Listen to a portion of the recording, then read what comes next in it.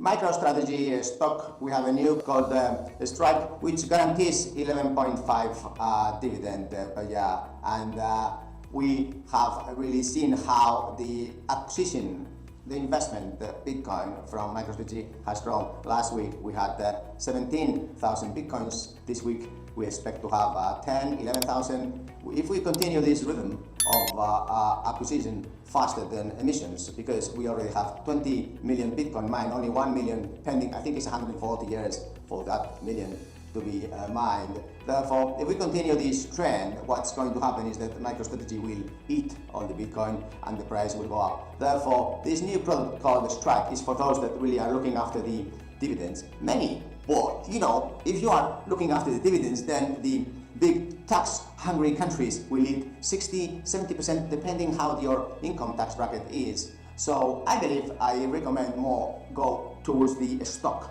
the MicroStrategy stock, because the future of Bitcoin, I believe, is very clear. Now with the war, countries will print and print and print. The more they print, then the more then the Bitcoin will grow, because the other monies will devaluate, right? So it's always an excuse, whether it is the war, whether it is that they are having these summits that someone has to pay in these big planes with these big securities, these governments that are based really Stone Age governments with councils and cities and provinces and the local governments and central governments and then European governments. 5, you have to pay all of those. Really, all the processes are caught in 5. So what this means is that there's only one process called Bitcoin, and there is no one you need to pay there. It's a limited amount of money, and that's why I believe, although this is not a recommendation, this is a personal investment point of view of an investor. So please think about then having this 11.5 dividend strike and then having this investment in the shares. I believe more in the intrinsic value of the shares, because you must believe in the business, and I do believe in the business.